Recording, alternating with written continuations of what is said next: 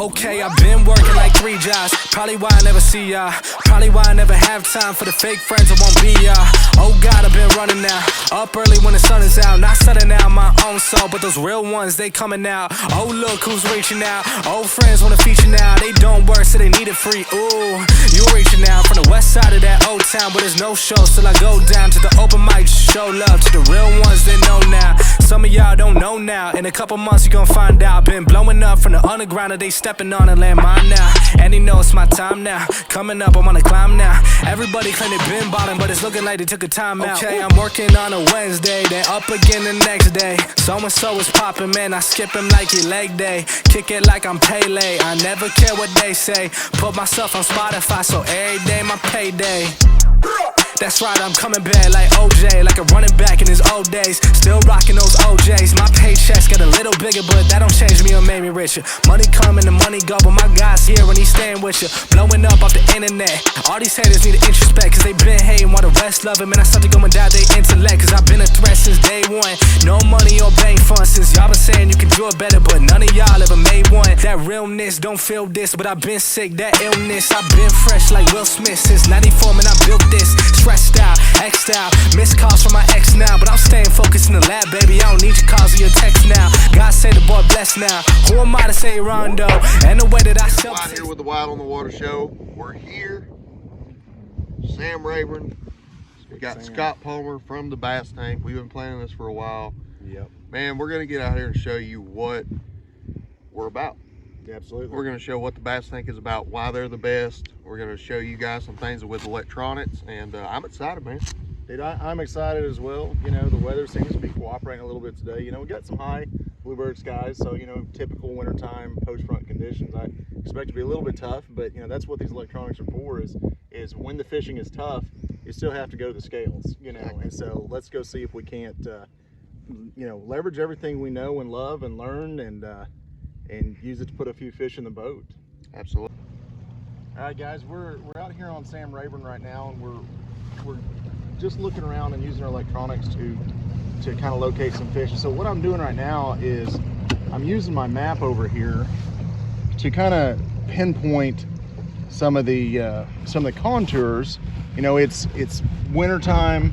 These fish aren't going to be shallow. They're going to be out here on these drops and things like that. So what I'm doing is I'm using my graph with my chart to actually take a look and say, hey, this is where I want to be. Now, we happen to be on a bridge right now. Fish love bridge pylons, so I'm just going to pull up parallel to this, and I'm going to drive down it one side before I start trying to zig and zag between pylons, because if these fish are on the outside of them, then I know how to set my boat up accordingly. So what I'm expecting is, hopefully, as I get out here on this deeper little area, I'm gonna start seeing some fish. Right now it just looks like the surface of the moon, but we're only in 7 foot of water. So I'm gonna continue to go up. I've got my side imaging ranged out to 70 feet, which that's well within the range. You can actually see a bridge pylon right there. I'll stop it and we'll zoom that in. So this is the face of it. Again, I'm going this way. The bridge is running parallel. So this is the front and that's the back, the 2 feet right there. So we're just going along here. I've got my down and my traditional. And so since I'm actually just looking mainly on the left side, I'm gonna go ahead and pull up this in full screen. I'm not specifically looking down underneath right now. Again, I'm saying, well right there's a little brush pile. You can see the shadow of it. We'll stop right there, but you can see the shadow. So you can actually literally see the tree based on the way it is right there. On the front side of it, there's a few fish. They look like they're crappie to me, but that's where we could then use our forward-facing sonar to turn around and look and see what's actually there. Again, coming up to the next pylon, there's another brush pile out here. You know, we're on Sam Rayburn. There's brush piles everywhere for sure. But and then there's a few fish out here. So this is between the bridge pylons, and I've got a few fish that are hanging out kind of off of them. So not saying that those fish are catchable or even what they are, because I really am not looking. I don't have my unit set up to look close. I'm actually looking for these shadows out here. So let's see. They're down right there. Look like probably sand bass would be my guess. White bass, I think you guys call them down here. But But anyway, so we're just going along, and I'm just gonna idle along until I see something that tickles my fancy to say, hey, I wanna pull my forward-facing sonar and take a look at it. You know, Lowrance, Humminbird, Garmin, they've all got forward-facing sonar now, so those days of trying to go get on top of them with 2D or kind of having to feel around are gone. I can go back and I can hit those brush piles first cast. I don't even have to make a cast. I can go take a look. So I say we spin around, go take a look and see what's home on one of those brush piles. So I'm gonna zoom back here. There's a brush pile there, so we're just gonna mark it. I'm running Garmin today, and sure, that looks great. There's one, and then this other guy over here. So then what I'm gonna do is okay, great, I've got my points. Well, then let's pull up my map over here. So we'll swing back around and take a look at them. Just for the time being, I've got my active tracks and my heading sensor turned off, just so you guys can see what's going on the screen without trying to clutter it up too much.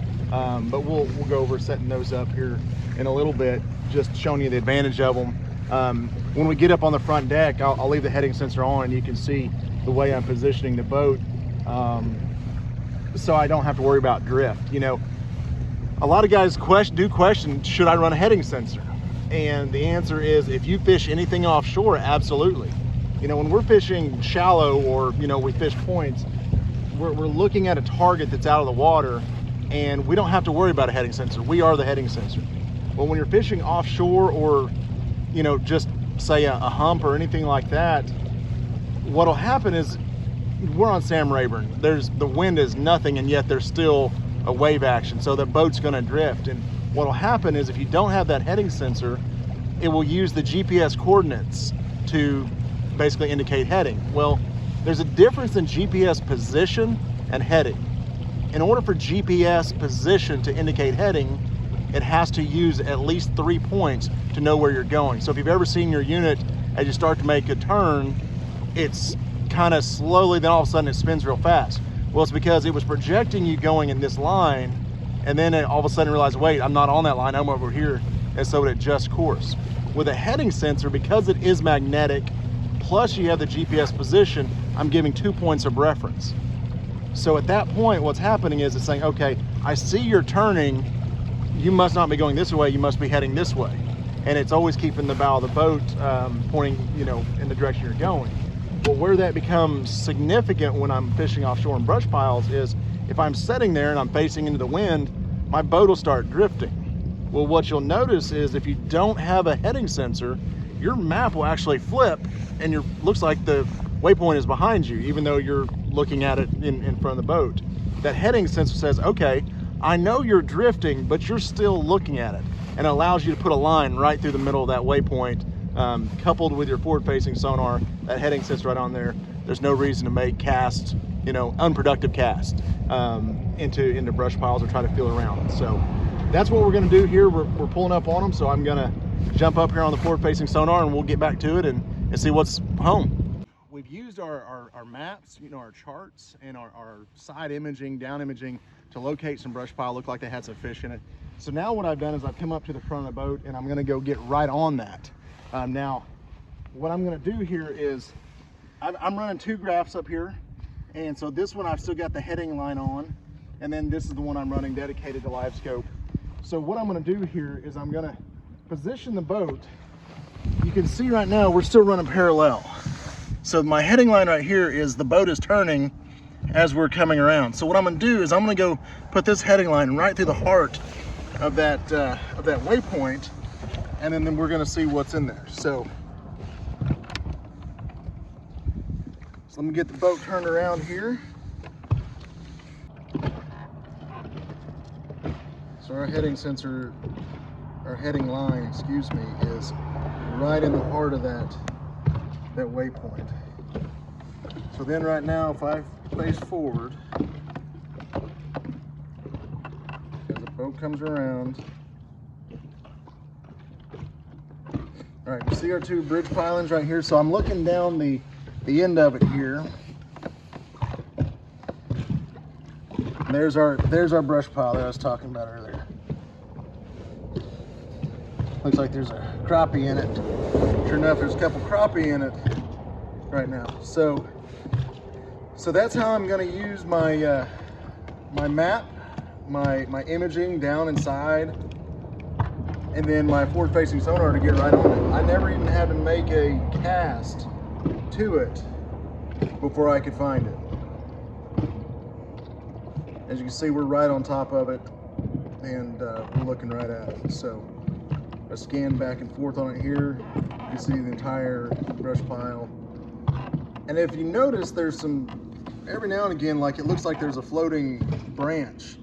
We have to think about it, like right here, it looks like that thing's not even connected to the bottom. Well, it's because the top are laid out. You know, it's coming across at a side to side horizontally, and it's in the beam. Well, then the vertical sections may not be in it at that time, because the forward-facing sonar, the thing to remember is, even though we talk about 20 degrees and 18 degrees, and yes, mathematically, as it gets out there further, it's going to be very wide, there's a sweet spot where the real juice of it is, you know, where I can hit that fish on the nose, or I can hit that brush pile on the nose. And it's not very wide at all. It's 6 to 8 inches. We've done a lot of testing on that, and it's just not very wide where that sweet spot is. All right, so one thing that you keep in mind of when you're looking at this forward-facing sonar is there's a sweet spot. You know, we just talked about that, but right here, you see how this thing is glowing? It's real bright. That is right in the middle of the beam, and how we've got some shadows out here. Well, it's just outside of that sweet spot, so if I try to drop a bait on it, and I'm in that shadow, I'm gonna miss my target. So I want my bait to glow the same intensity that this guy right here is glowing, and that's pretty much gonna hit me right on top of it. So if there was a fish sitting there, I could literally drop down and hit that fish right on the nose. So that's that's really trying to specifically target these fish and this cover and the structure. We started with our map. We started, you know, island down using our imaging. We found a brush pile. I swung around, drop it in there. I didn't even make a cast at it, and I didn't see anything in there that was worth making a cast. And people say, well, Scott, we're not fishing. You're right, we're not trying to fish. We're trying to go target fish and catch fish. We're not just blindly casting anymore, because I would rather do that and never make a cast than sit there and spend 15, 20 minutes because there should be a fish there and never make a and never catch a fish. I'd rather pull up, nope, there's nothing there, move on to the next one, because as we saw, there were several brush piles down this that we could continue to look around. So that's how I'm going to approach it. We're going to continue to look around here and see what we can't do. So let's just go into a full side imaging screen here. Right now, I've still got it looking at left, and so we'll just we'll throw it up here.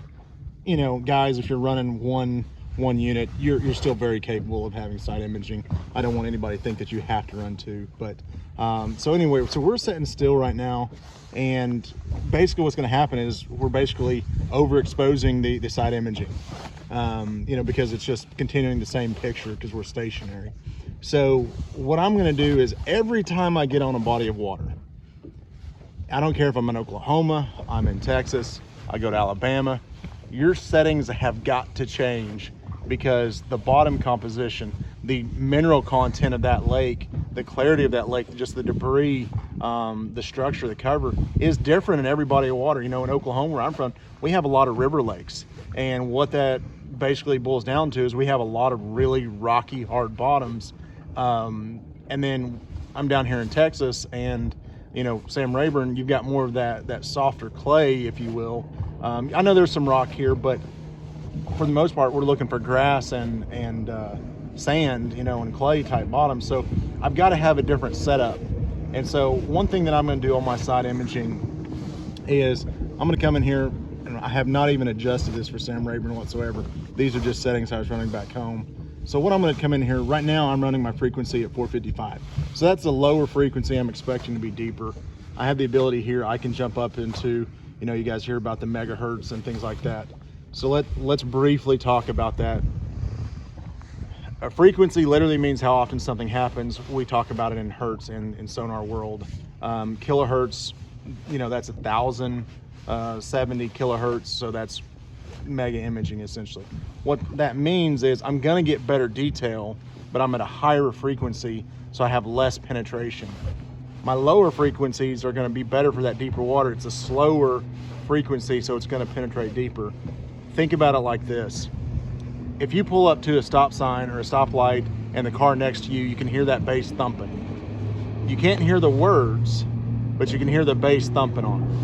And you think, how in the world could somebody be inside that vehicle? Well, what's happening is outside of it, the bass is at a lower frequency. So it's going to be low and slow, and it's going to travel a long distance.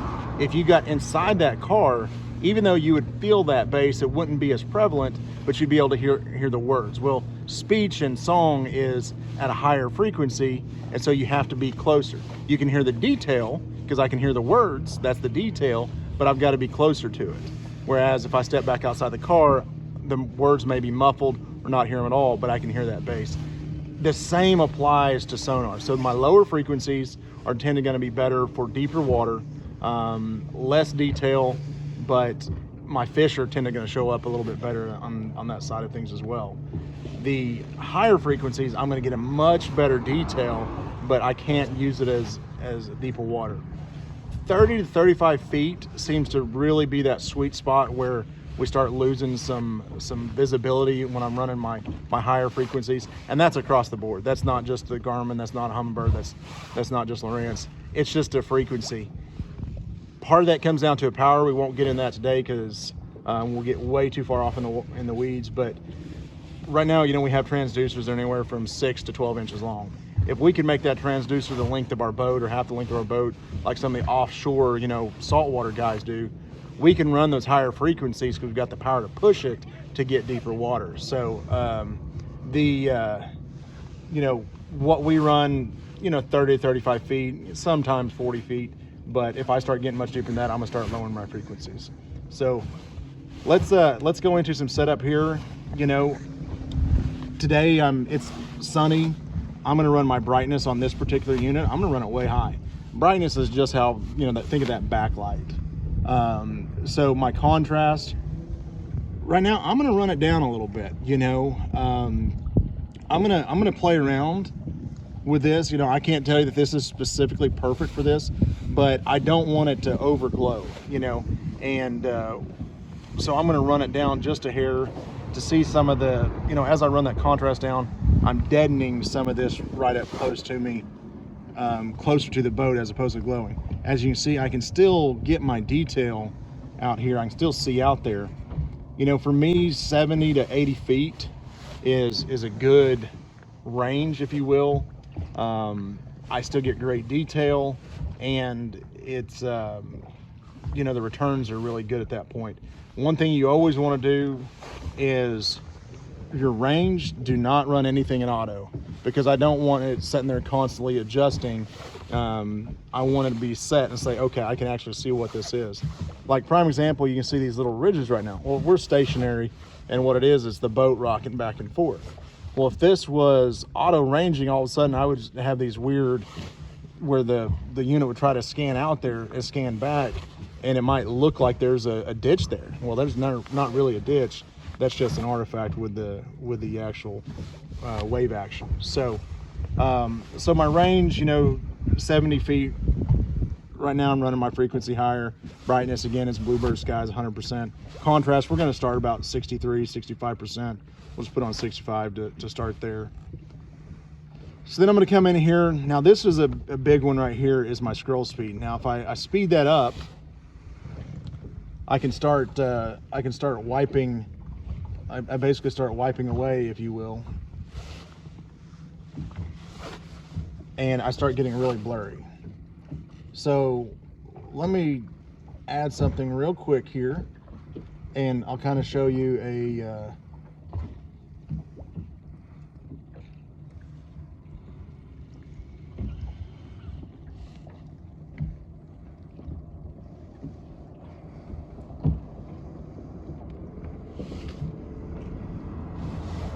so what I'm doing is I just kick the trolling motor in, and so we're not just sitting here. But you can see how fast this is scanning. That's way too fast for what we're doing now. That's a max scan. You're not gonna get the detail. So come back in here and turn my scroll speed down. Now the thing, when I turn the scroll speed down, I get better detail for sure. However, something to keep in mind of is where this is in relation to the boat is much further back, but you can see the detail I'm getting as I slow that speed way down. And so it kind of depends on what you're doing. If you're just out graphing around, then I would definitely recommend, you know, putting it at a slower speed. You can see that little treetop right there. And then there's a lay down right there. All right, guys, let's talk about just each particular type of sonar or each feature that we're utilizing today. And